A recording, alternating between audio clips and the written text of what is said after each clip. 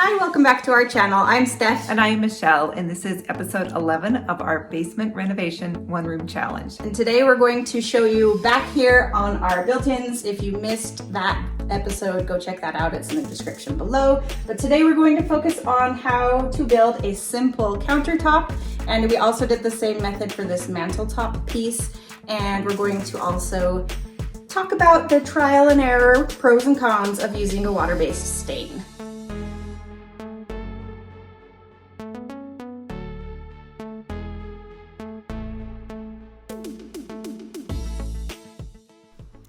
We chose to work with an oak plywood for the countertop, and we're using a 3/4 inch, and it was a 4x8 foot piece board.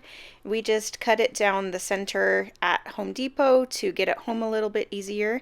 And for the front edge, we are also using some oak, and it's a trim piece that is a 1x2. And this one was actually a red oak board. So we did test the stain prior to doing the entire project to make sure that they would look well together. So you'll just want to make sure that you're trying to use the same wood where possible. But the construction for the countertop is really pretty simple. We just put a little bit of wood glue on the front edge of the plywood once it was cut to size, and then we attached the 1x2 oak board onto the front edge, very similar to what we did for the laundry room fold table, as you can see here, and we secured it into place with some 2-inch brads. Since the counters are recessed in this built-in, the countertop will butt up to the side of the mantle and the other cupboard piece, so we didn't need to put any side pieces on this. The mantelpiece was built in the same manner, although this we did add the side pieces, and instead of having the straight cut on the front piece of this 1x2, we did a mitered corner so that it would mimic more a solid piece of wood for the manteltop. So the 1x2 hangs over the molding on the mantelpiece, and it also hangs down in front of the cupboard as well.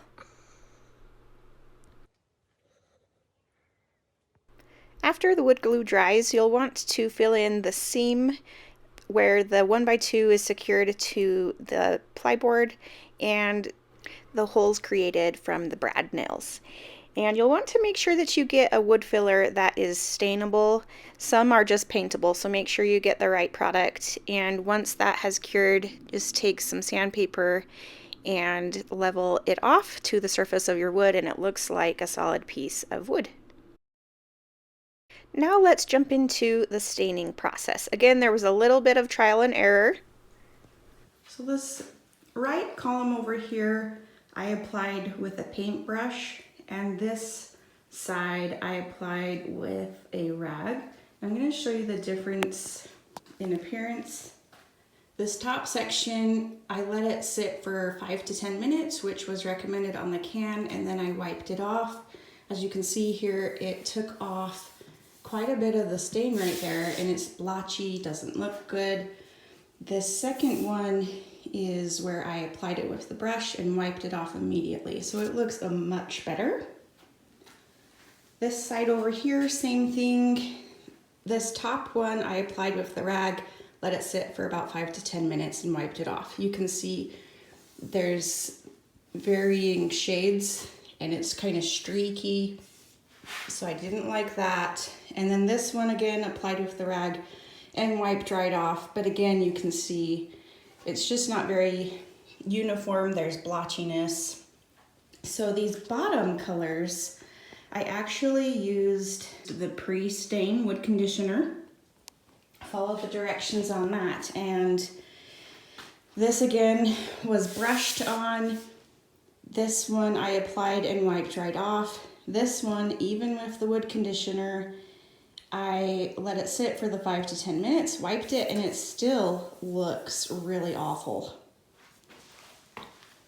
This one over here, same thing, applied with the rag. This had the pre-conditioner as well. I wiped it right off, and then this is where I let it sit, and it's still streaky, especially through this area. So that is kind of my trial and error thus far. I did do a lot more research after this testing process. We decided to install the countertop pieces into place before staining, so we will show you our tips and tricks to help you get a successful stain. You can install the countertop with some construction adhesive. We secured ours into place with a couple of brad nails as well. And because we did that, we needed to fill it in with wood putty. So we're just giving the entire piece a light sanding before moving on to applying the stain. And this is going to help give you a more unified look. You'll also want to be cautious to not over sand your wood.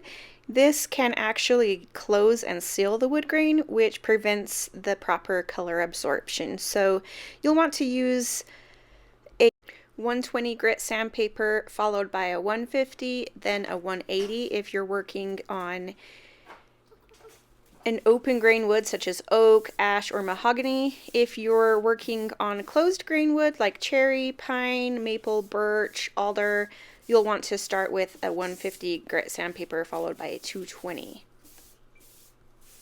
After all of the sanding, you'll want to remove all of the dust. This is easiest by vacuuming first, and then you can take a damp cloth or a tack cloth to remove anything else, and it's going to remove dust that you can't even see. After our experimenting, our best results were after applying the pre-stain wood conditioner according to the directions on the can, and then wiping the stain off within a minute or two after applying it. So to apply the wood preconditioner, you'll want to stir it and then use a nylon or nylon polyester brush or a saturated clean cloth and apply liberally to all areas of the wood surface, including the edges. You'll want to allow it to penetrate the wood between 5 to 10 minutes and then wipe off any noticeable excess with a clean dry cloth. And then it did recommend letting the pre-wood conditioner sit for up to 20 minutes before applying the wood stain. We discovered from our trial and error, and it could be the difference in humidity, we live in a very dry climate, that it was best to start the stain while the pre-wood conditioner was still a little bit wet. So we didn't wait the full 20 minutes. We've done a lot of furniture staining up till this point, but this was the first time we'd given water-based a try. So in our additional research, we decided to go with this large staining pad. It just helped us apply the stain a little bit more easily and effectively.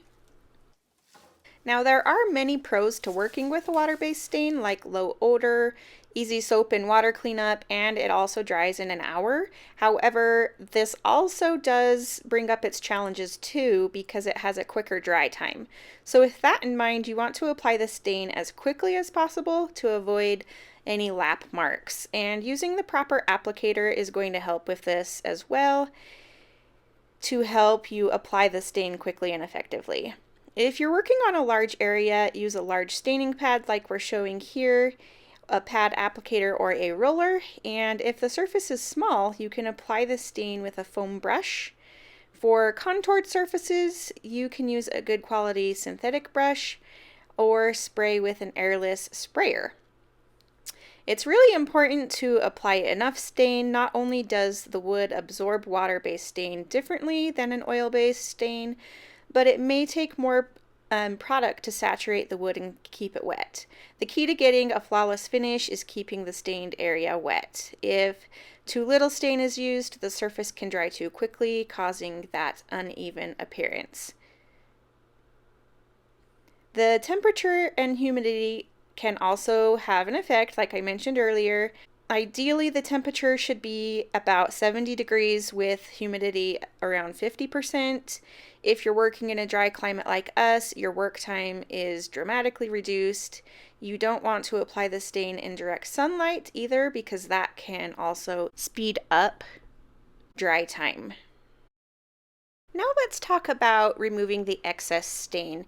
If you use cheap paper towels or old t-shirt rags, this can actually ruin your water-based stain because they don't absorb enough, they'll actually end up just pushing the stain around. So instead, you'll want to use a high quality absorbent paper towel or a cotton terry cloth to remove the excess stain.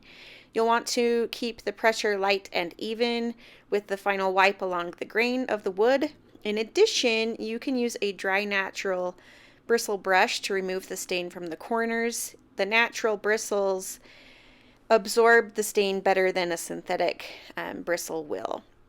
And when the brush gets saturated, you can just wipe it on a rag to get it dry. Now, the water-based stain does raise the wood grain a little bit, so once it has dried completely, you can take a fine grit sandpaper and just lightly go over the entire surface before applying your top coat. Again, you'll want to remove all dust before applying your top coat. While the wood stain may seal the pores and offer some protection from moisture and water damage, its primary purpose is to color the natural wood. So you'll definitely want to seal the wood after staining. This is an essential step to protect it from damage, discoloration from foods, liquids, and oils from our hands. We chose a water-based polyurethane for our top coat using a high-quality nylon polyester bristle brush. You'll want to apply an even, thin coat in the direction of the wood grain, making sure to maintain a wet edge.